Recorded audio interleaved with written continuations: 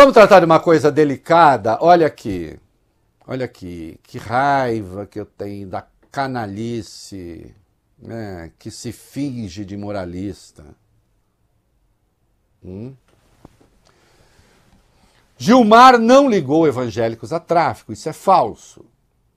Agora, existem evangélicos ligados ao tráfico? Existem, e isso é absolutamente verdadeiro. O Gilmar Mendes deu uma entrevista a André Sadi na Globo News. Sim, na Globo News. E se referiu a uma reunião à vida no Supremo, em que lá um determinado orador, né, disse, olha, existe até narcomilícia evangélica. E existe narcomilícia evangélica. A coisa é muito mais grave do que isso ainda, eu vou demonstrar aqui. Mas vamos ver o que o Gilmar disse, sim, com a marca da Globo News, né? E nós estamos aqui usando, né, o trabalho de uma, eu não chamo de concorrente, nós estamos usando o trabalho de uma emissora de televisão que fez essa entrevista e tem esse fato que é relevante para o jornalismo e, portanto, a gente traz aqui. Vamos lá, solta o vídeo.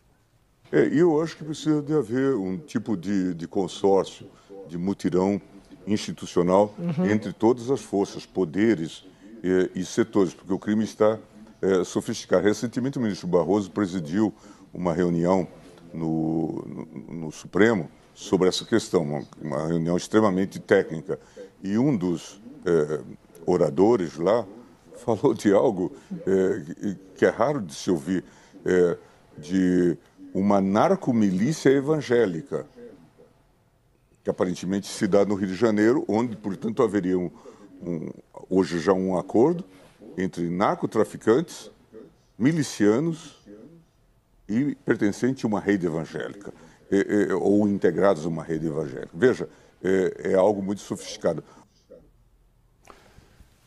Sim, isso é absolutamente verdadeiro. Infelizmente. O André Mendonça, ministro do Supremo, soltou uma nota dizendo que ele conversou com o Gilmar Mendes e que o Gilmar Mendes afirmou que ele não pretendeu, que reafirmou seu respeito à comunidade evangélica como se pudesse ser diferente. Que da sua parte não houve qualquer intenção de constranger seus membros, obviamente não, e que estaria à disposição da liderança da igreja para conversar e esclarecer o assunto, de qualquer uma. E aí o Mendonça critica aquilo que disse o orador. Eu não sei, ministro, é preciso ver o que disse o orador. Se ele acusou a existência,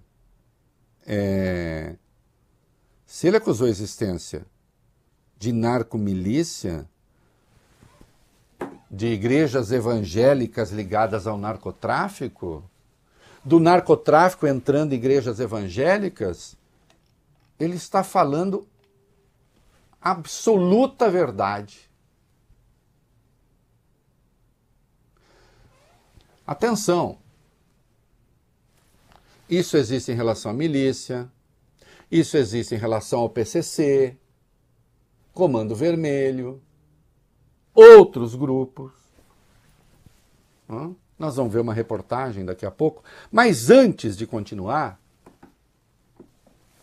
eu entrevistei no podcast Reconversa, aliás, a entrevista entrou no ar segunda-feira, tá espetacular, o Bruno Paes Manso, do Núcleo de Estudos da Violência da USP, um dos maiores especialistas nesses assuntos, escreveu o livro A Fé e o Fuzil, Crime e Religião no Brasil, no século XXI. Tem zero de preconceito aqui contra quem quer que seja. O que se tem aqui são dados, evidências. Entre elas, porque aí tem já o Malafaia xingando todo mundo, como sempre virou ombudsman da República, né? Ele fala sobre tudo, agora ele critica até governadores de direita, porque ele...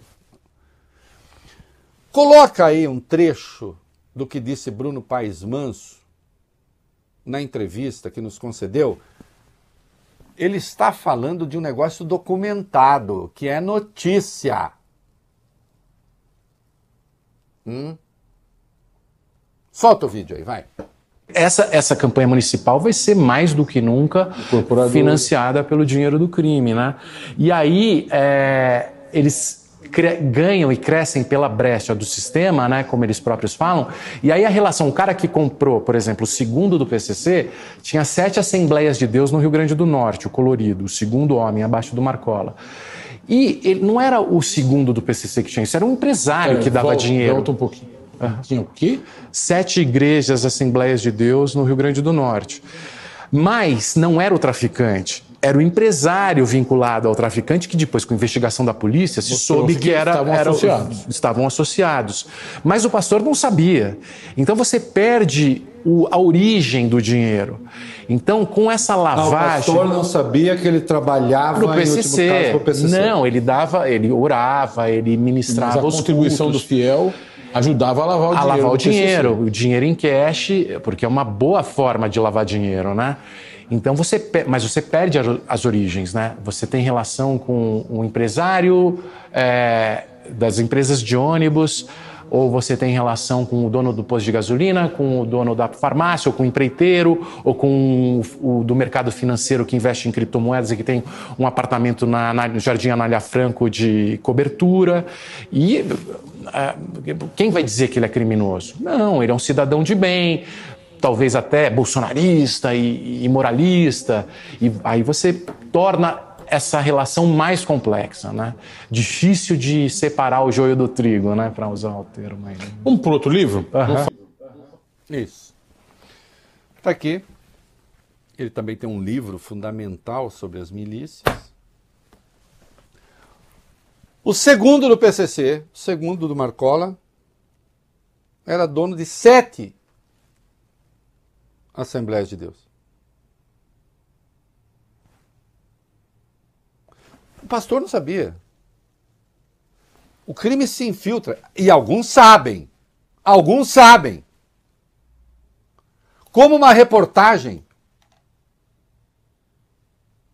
do portal da BBC, de 12 de maio de 2023, que faz o quê? Quem é que fala aí a partir de... Ela evidencia o quê, crianças? Os vínculos entre o narcotráfico e grupos que reivindicam a condição de evangélicos, Reinaldo. Os traficantes que dominam as favelas de Parada de Lucas, Vigário Geral e outras 3 comunidades na zona norte do Rio de Janeiro, por exemplo, elegeram referências bíblicas como os principais símbolos. A facção se autodenomina Tropa de Arão, uma figura bíblica, irmão de Moisés. A estrela de Davi foi espalhada em muros e bandeiras nas entradas das favelas e está até em um neon no alto de uma caixa d'água na comunidade de Cidade Alta.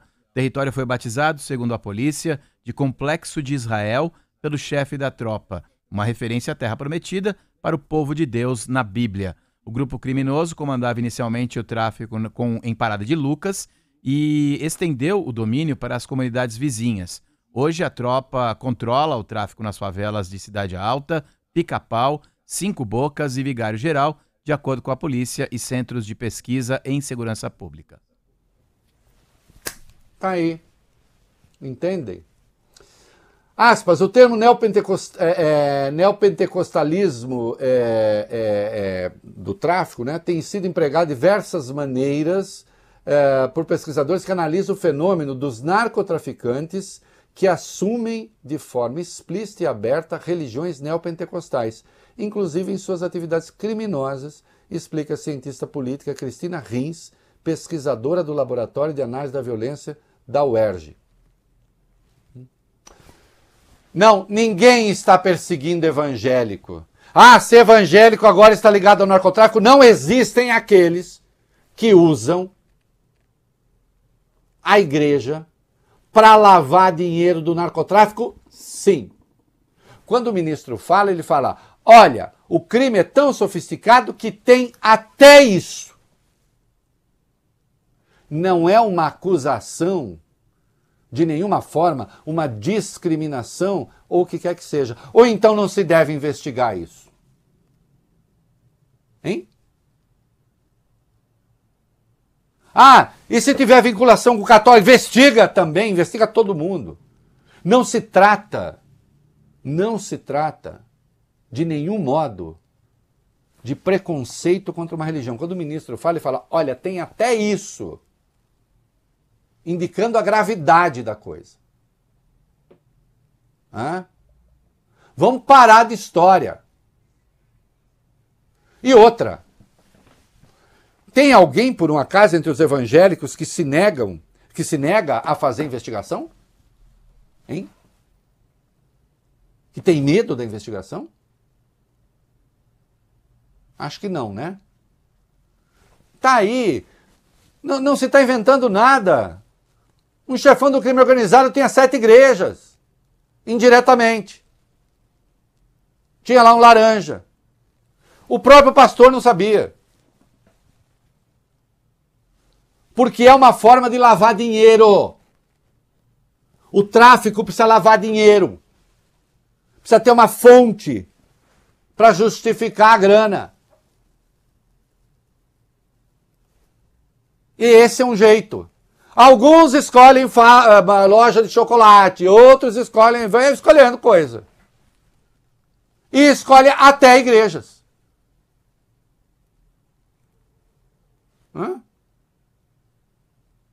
Não tem que dar piti. Ficar criando onda na internet. Estamos falando de coisas documentadas. Ora, vamos para a investigação. Aceitem o desafio da investigação. Vamos lá, valentes. E aí eu quero ver. Não, o evangelho não tem nada com isso, não. O evangelho como crença, como convicção, não.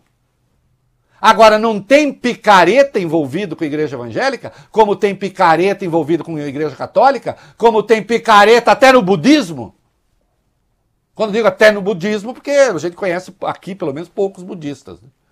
São poucos aqui, mas tem, né? Ou ser evangélico, livre de alguma coisa. O Bruno mostra que sim, as igrejas evangélicas, muita gente sai do tráfico, vai para a igreja e tal. Agora, há uma convivência pacífica das igrejas com o tráfico. Não só dessa, porque senão nada acontece. Se o tráfico não quer, infelizmente. Agora, o que não pode é haver contaminação.